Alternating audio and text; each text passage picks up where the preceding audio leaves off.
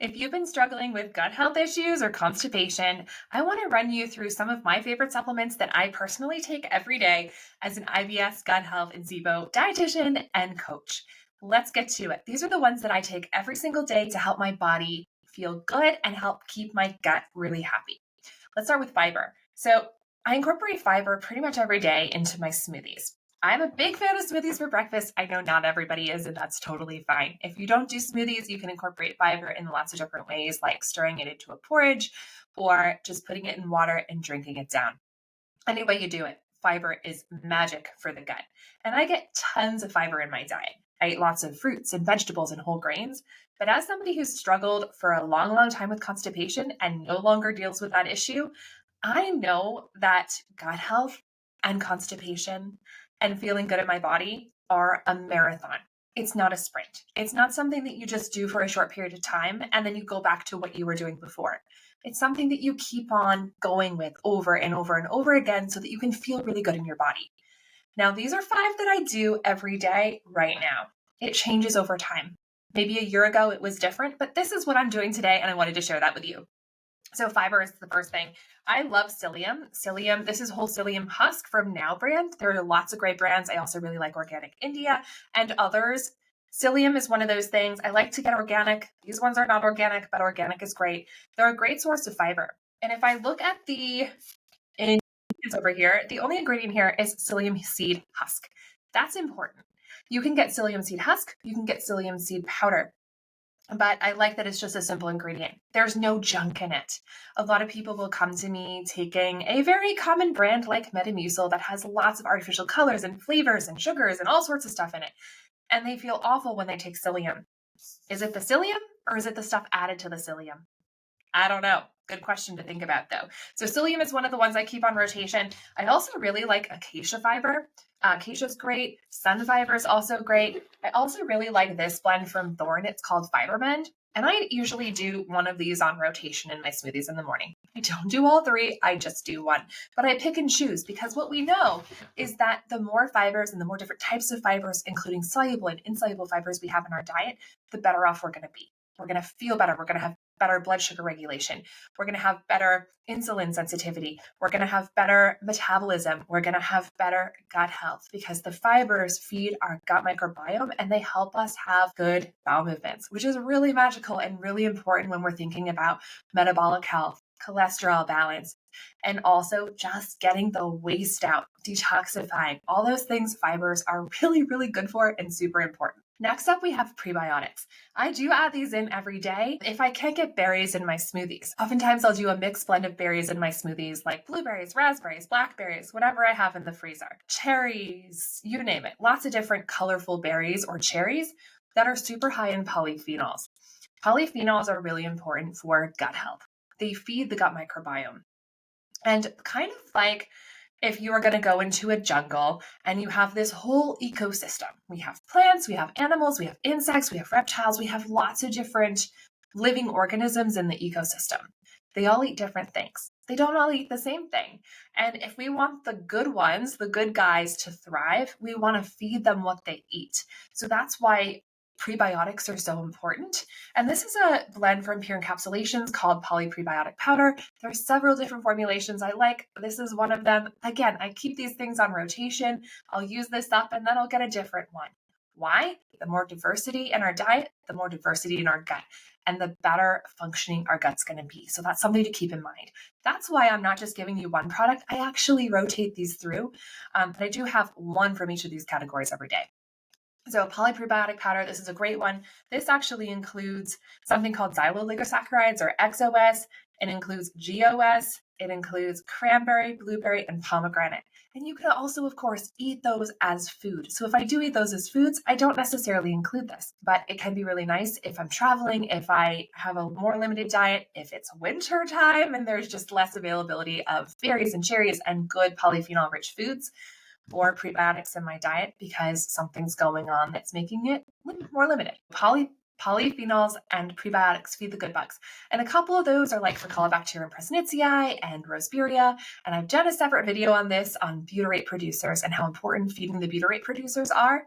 But these things, those Prebiotics, they feed the butyrate producers, and butyrate is very important for motility and for inflammation throughout the body.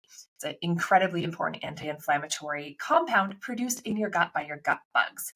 So those are two things that I start with for good digestion, good gut health. The next one is bitters. So if you're not familiar with bitters, these are two that I really like, and there are many others. This is Dr. Mercola's Organic Digestive Bitters, and this one is Gaia Pro Bitter Digestive Bitters with Turmeric. Both of these are amazing. So we're just going to take a dropper full. We're going to put it in some water, and we're going to drink it up. And I spilled it all over myself. All right, so what we're going to do there, and preferably it would be less water than this, you would do just like a small shot glass would be ideal. So digestive bitters, these are amazing for digestion. They're one of my favorite digestive herbs of all time. Why? Because we have bitter receptors in our mouth. And I will warn you, they're bitter. They don't taste all that great. The goal is not to enjoy the taste of the bitters. The goal is to get your mouth and your tongue and your bitter receptors in your tongue and in your esophagus and your stomach to taste those bitter compounds and help you out with digestion. Digestive bitters really help gut health by stimulating the production of gastric juices in your stomach, stimulating the release of bile, stimulating the release of pancreatic digestive enzymes, all of which dramatically help with digestion. They also help with motility. So if you're backed up, if you're struggling with digestion and getting things moving through, bitters are amazing compounds that can really help with that. And let me just read you some of the ingredients because the ingredients tend to be common between many of the different bitter formulations. So burdock, dandelion, fennel, gentian, ginger, juniper, orange peel, and yellow jock is this one. And this one is turmeric, milk thistle, wild yam, dandelion, gentian, cardamom, fennel, ginger, seaweed, kelp, amla, bitter orange, and aniseed. So many similar ingredients. Those are all bitter herbs or a couple essential oils in this one that really help with bloating, help with gas, and help stimulate digestion. So if I'm eating a large meal, if I'm eating a meal that is more unfamiliar to me, if I'm eating a meal where I think I might have some digestive challenges, I will definitely take some bitters before I eat. Next up, we have magnesium glycinate. And there are lots of different forms of magnesium on the market. Magnesium is one of my favorite magnesium forms to take before bed for sleep. It's really beneficial for sleep. It helps you stay asleep. It helps replete the magnesium that your body might be missing. So this is one of my favorite forms for sleep. So I do take this before I go to bed. There are other forms of magnesium, and I've done another video on magnesium forms like magcitrate, magthreonate, magbisglycinate. There are lots of different forms of magnesium, and you just got to choose one that meets what you're going for.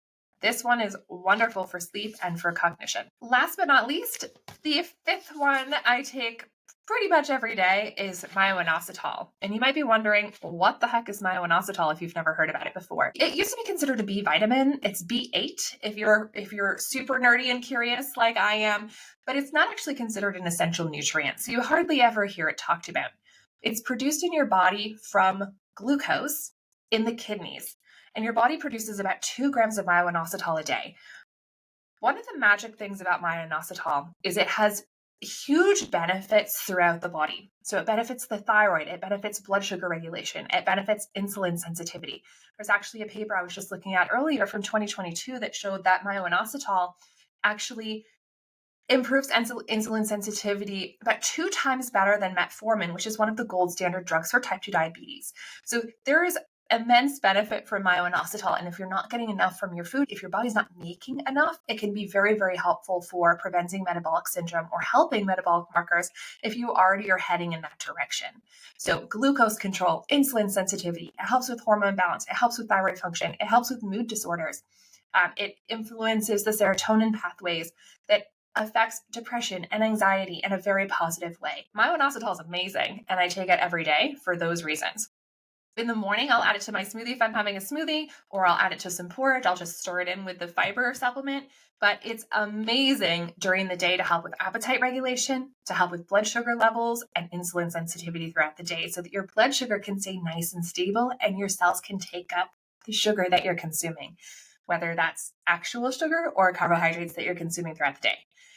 I also take it before bed. And the reason I take it before bed is because it really helps sleep. It helps with cortisol, and it also helps reset your circadian rhythm and supporting circadian rhythm so that you wake up refreshed, feeling refreshed and happy and in a good mood and not groggy and tired and feeling super out of balance. So those two in particular really support sleep, and the others are more specifically for gut health. But the thing to keep in mind is that everything in the body works together.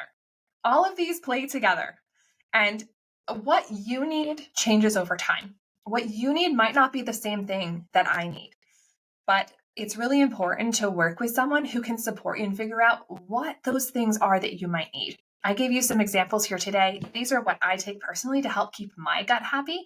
And I hope you can find what you need to take to keep your gut happy, in addition to a wholesome, healthy diet as the foundation. So if you're looking for the next steps, I have a video that you can watch on the different forms of magnesium, which would be a great place to start as the next step.